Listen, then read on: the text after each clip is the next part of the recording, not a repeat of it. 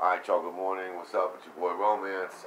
Today we're going to do part 3 of my Celtz series. Now, my first 2 parts of the Celtz was, part 1 was identity, why I identify as a Celt, and then part 2 was Celtic origins and proto-Celts. Okay, we talked about the Aryans, we talked about the Zinjan mummies, the Hittites, and the Scythians. So today we're going to talk about Celts proper. Now, the first mention of a Celt by any other, the Celts did not write. They thought it was sacrilegious to write. Not until Christianity comes along in 700 AD do actual Celtic monks start writing down their own histories and stories, and that's how we know a little bit of, like Celtic religion and Celtic history and shit today. And I mean, in 700 AD, the shit was over for centuries, so they probably got a lot of stuff wrong, but Bardic tradition keeps a lot of stuff alive, and of course, the writings of other cultures has also is mostly what we go by on Celtic history, at least the early part of it. Unfortunately, enemies talk shit, and so the first writings that we have, the first mentions of it. I don't have the actual first person who ever mentioned it, but Greek historians start mentioning it around probably the 6th or 5th century BC. There starts to be contact, okay? And there are two periods of time that we're going to talk about today. We are going to talk about the Halstatt period, and hopefully I'll get into the Tene period, okay? Both of those periods are parts of Celtic, literal, scientific parts of Celtic history, all right? We're going to start with the Halstatt period because it's older. Now let's start off, too, by running down a little geography. Now today, in today's world, again, I mentioned it before, there's only 3 places left where true Celts are living. There's a few pockets here and there throughout the world. It's basically Ireland, Wales, and Scotland is where Celtic people live now. And then, like I said, there's Brittany in France. There's a little pocket in Spain where there's Celtic people, and then you got places where they moved to, like America and Australia, etc., etc. That's not the way things always were. Okay. Europe was covered in Celts. I'm going to break it down, okay? To the furthest west, okay, Spain, what we now call Spain, that was once covered in Celts, and a proto-Celtic group of people called the Iberians that were even there before the Celts, and they interbred and became one people, and they're known to history as the Celt Iberians, okay? Hannibal, Caesar, they all had to deal with these people that were still around during their time. France, what we now modern day France was called Gaul. That was like the heartland. That was like the center place of the Celts until Caesar wiped it out. Okay. The tribe of Celts that lived for instance, the tribe of Celts that lived in southwest Spain was called the Aquitane. Okay. To this day, that place is called Aquitaine. The tribe of Celts that lived on what the hell river is it that Paris is on? Well, anyway, the tribe of Celts that lived around what's modern day Paris, they were called the Parisi. That's where the name of Paris came from. A lot of place names all over Europe come from the Celts. Now, all right, for instance, the tribe of the Belgae, Belgae, they gave the name to, guess you got it, Belgium. The tribe of the Britanni gave their name to, Britain. It keeps going. Alright, if you go to Switzerland today, now Switzerland is a place, you don't think Switzerland, Celts in Switzerland? Come on, German people live there. Not before Caesar, because during Caesar, what's the first place Caesar attacked? That was where all his beef started, was among a tribe of Celts that lived in the Alps called the Helvetii. And if you go to Switzerland to this day, they don't call themselves Swiss, they don't call themselves Switzerland, they call it the Helvetian Republic. They still go by their Celtic name. The cauldron. The Gundestrup is in Denmark. That's the holiest item relic there is of Wicca, of like the ancient Celtic things that we have. Like there's an actual bowl, a big ass bowl made for like doing ceremonies and shit like that. Who knows what sinister other purposes it served. And that was found in Gundestrup, Denmark. There's more artifacts that were found in Poland. You know what I'm saying? The Danube River is named after the goddess Danu. Okay, we know the goddess Danu because the people of Ireland, thousands of miles away, call themselves the Tuatha De Danann, which means the children or people of Danu. They all, the Irish believe they are descended from this mother goddess named Danu. So all over Europe, even in the Bible, there's a book of the Bible called Galatians. Okay, the Galatians were Celts that were living in the middle of Turkey, believe it or not, in what's now Turkey. There was a bunch of blonde-haired, blue-eyed, freckle-faced, plaid pants wearing, gold chain wearing homeboys just like me that were called Celts, and they were called the Galatians. And there's a whole chapter of the Bible where Jesus' followers goes there to convert them into Christians. So Celts were all over Europe. And what you see today is them all being pushed to the northwest of, that's like thousands of years of them being wiped out, pushed, wars, hating, racism, whatever. They are now the only what used to be all 100% of Europe is now just that little corner. I mean, the Germans did move in, and then Slavs moved in, and successive repetitions of war and attacks and everything, and there you have it. But anyway, once Europe was all full of Celts. And when it first started, it was basically the Celts are an Iron Age people. The Iron Age lasted around like 1000 AD to like 0 AD for the most part. And they were masters of iron.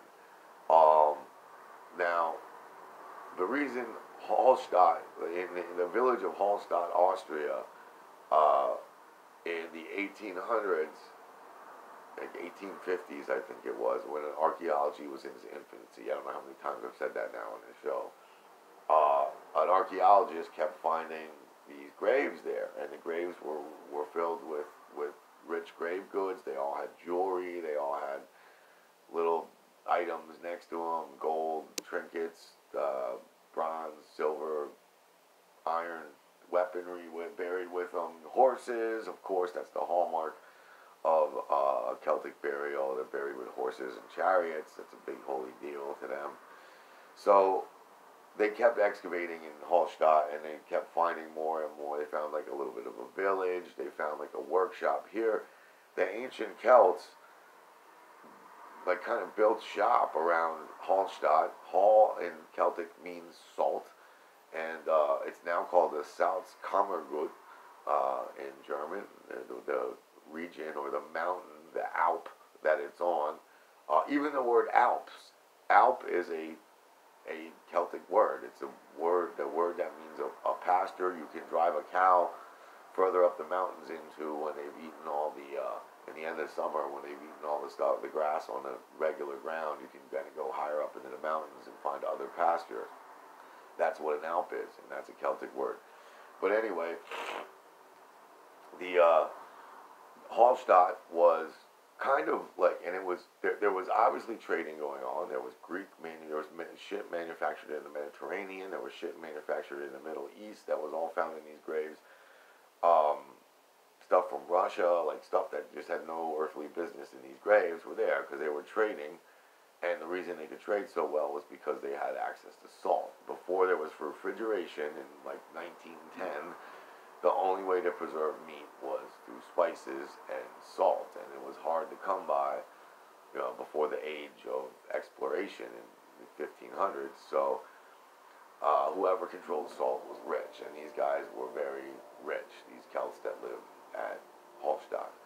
Now, I'm sure there was plenty of other Celtic activity going on throughout Europe, but the name of the period from about 800 to about 600 or so BC, maybe 500 BC, is called the Halstatt period, okay? And the art from that time is a little bit weird because it doesn't reflect perfect geometrics and it doesn't reflect a perfect human form. It's very cartoon charactery. It's very, the art that they make, and what little we have of it is that it is actual Celtic art, the art that's not imported. Because we're finding, we find grave goods from Greece in Celtic graves from the Halstatt period where there's perfectly made morphic human bodies. That's how the Greeks did it. They made it, when they made a statue, it was perfectly like a human, the exact proportions of a human. It wasn't that way with Celtic art, at least not yet. I don't know much about the Halstatt period, and I know that ends about halfway through the Iron Age, and a lot of it has to do with contact and with other people, and probably series of wars over that area. Again, salt was really expensive, so they had to be good warriors on top of being good traders. The Halstatt period ends, and then in Latina, Switzerland, there's more grave. There's actually what was a lake thousands of years ago has dried up and become a bog, and then people keep excavating it, and they find like the people who were dropping that somehow it was like a wishing well, like people dropped in coins. People dropped, for some reason, there's a whole lot of swords that are like bent and twisted. It's almost like before you make a sacrifice, you have to destroy it, or I don't know what the hell, why they were throwing bent swords and bent weaponry in there. But a lot of that's found. A lot of messed up armor was found. Which is weird too, because Celts don't believe in armor. Celts went into battle naked. That's just another thing that I wanted to get into is the, Celts covered, when they went into battle, all right, they're described by multiple historians as going in, first off, there's no formation, there's no lineup, there's no, there's no discipline whatsoever. It's just wildness. They come at you, they come out of the woods, they start hearing yelling and screaming, they have horns, they blow, and they paint themselves all in blue. They use woad, and they use lime to make their hair stick up. That's very key ingredient. The Celts felt that, like, if you could make your hair stand up alarmingly and scare your enemy, that was somehow holy. Another thing that I do also wear blue war paint on stage sometimes, and I definitely have a complete Celtic war paint. If you ever seen my album, Dutch Wonderland, I'm completely head to toe in blue on that album cover. So, and I plan on doing more of that shit in the future. That's really holy and really sacred thing to do. Okay, and if you don't think that there's a connection to my last show, like with how India is connected to the Celts thousands and thousands of miles away from each other, look at any Indian god ever. Look at any depiction of any Indian Hindu god. They're blue. Okay, so anyway, and also the Celts were headhunters. Now, if you ever piss me off and I end up killing you, okay, this isn't a definite threat, so police just chill the fuck out, and Facebook people. But if I do end up killing you, the method I would do it is most likely I will chop off your head, because that's how Celts did it. They believe that they believe in reincarnation. A soul is born, and it lives a life, and that life lives and dies. And if it was a good life, it'll go on to be a better life the next time. If it lived a bad life, it'll become a worse life or no life at all. So the object is to keep becoming a new life every time you live and die, and the transgression of soul keeps going and jumping from you. Your soul's in your body for your life, and then if you lived a good life, it'll jump into a better one for the next one, and so on and so forth. But if you get your head, eventually you hit enlightenment. If you keep going in that circle, you'll get out of the realm of the unenlightened, and you'll become enlightened, and you'll enjoy eternal peace and happiness. That's the closest thing that they have to heaven. So the way to stop somebody from ever getting there is by chopping off their head. You are out of the circle. Your soul is lost if your head gets chopped off. So if I kill you, I'll chop off your head, And when I do that, I will do one of four things to your head. I will either A, preserve it in cedar oil, so when my friends come over and drink, I can bring it out and brag to them and show them your head and say that I killed you. Or I will B, make it one of my Christmas tree ornaments, because that is the origin of Christmas tree ornaments. Believe me, there's a dark thing going on with Christmas trees, and I'm going to bring you that show in a couple weeks when it gets closer to Christmas. But I would make you, that's original Christmas balls weren't Christmas balls at all. They were heads, severed heads of enemies that you hung on the trees. Okay? Or I would, if I didn't put it on my Christmas tree and it wasn't the holiday times, I would C, number 3, chop off your head and hang it on the front of my house over my door to ward off evil spirits. So evil spirits would know I'm a bad motherfucker not to fuck with me. Your head would be hanging on the front of my house and on the door. Or D, I would make, and this is my favorite one, and this is, I'm not making this shit up, dude. The Celtz did this shit. There's a way to dig out, scoop out all the brains, and like make a hole in the top of the like skull, and then like take the skull bones and like make a little handle out of it on the side, and then make a mug, a drinking mug, out of the head. And then like every time I get drunk, I can drink out of your head. So that's what the type of shit Celtz did. They were headhunters. Despite the ancient descriptions of them, they, they obviously like weren't all homosexuals. They obviously practiced marriage. They practiced farming. They lived normal lives. But when they were pretty nasty and crazy when it came to war. They were pretty nuts about drinking, and they were pretty nuts about music. I don't see what's wrong with that, but the ancients did, and they shit on them a lot, okay? So if you read Strabo, if you read Tacitus, if you read Plutarch, if you read Julius Caesar, the war in Gaul, he's gonna shit all over the Celts, like you're gonna get the negative spin. So the Latina period lasted from about 450 BC up until Caesar's time in about 50 BC. And it was during that time that the Celts really flourished. They had their greatest period of history. Their art was really cool. If you ever see Latina period art, it's all like geometric shapes and like diamonds and rhombuses and shit. It's really fucking cool, dude.